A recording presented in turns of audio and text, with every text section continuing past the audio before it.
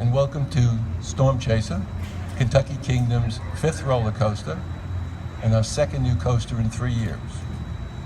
You know, in 2013, we promised the city of Louisville and the Commonwealth of Kentucky, when they gave us the opportunity to reopen this property, that we would invest $43 million to do so. Now it's 3 years later, we've invested $53 million, $10 million more than our commitment. And I think if anybody walks the 63 acres of our property and has an opportunity to look at all the 60 plus rides and attractions, it demonstrates that all the hard work that our team members, both seasonal and full-time team members, managers, directors, all the people that make this a successful property, all that they put into it, it really shows. And I'm happy to report, and I think you'll agree, that we've delivered on the promise.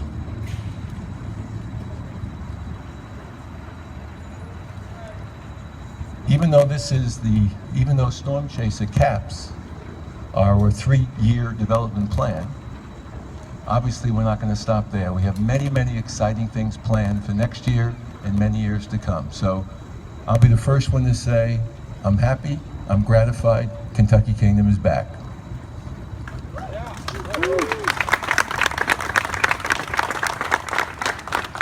Now, we had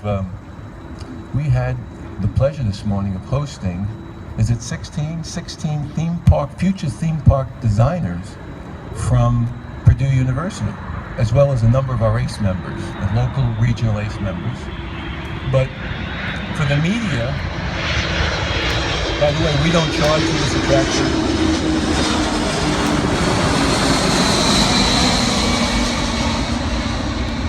I want to ask the 16 future theme park designers and engineers, and give me a vocal response. What did you think of Storm Chaser?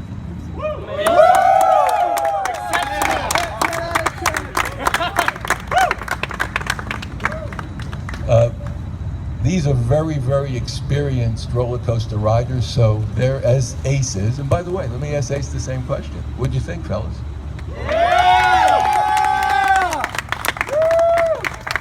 Well, Storm Chaser is a resounding success.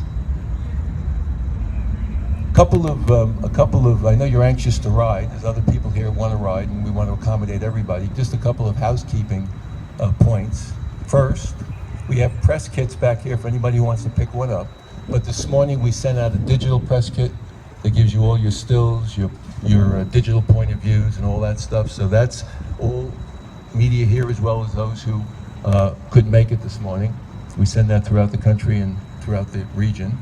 Also, for anybody that's hungry or thirsty, we've laid out a whole bunch of box lunches in our Louis Fresh Market, which is one of our new food stands. So you're all welcome to help yourself to the box lunches. Any of the media or anybody else that wants to photograph the ride from inside the restricted area, we have a number of our team members will allow you in there. If you go in that area, please stay on the gravel road. Okay? It's a restricted area. Safety is always first at Kentucky Kingdom, but you get some very, very good shots from inside that area if you'd like. One other thing I want to mention, although this park just loves to put in fabulous rides like Storm Chaser, not everybody's a rider in the theme park. And what we've done this year is we have a host of specimen plants,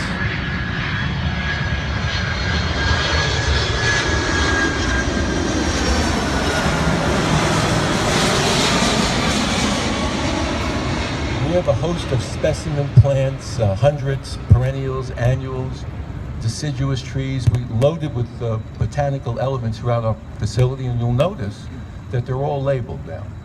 And they're labeled with a QR code.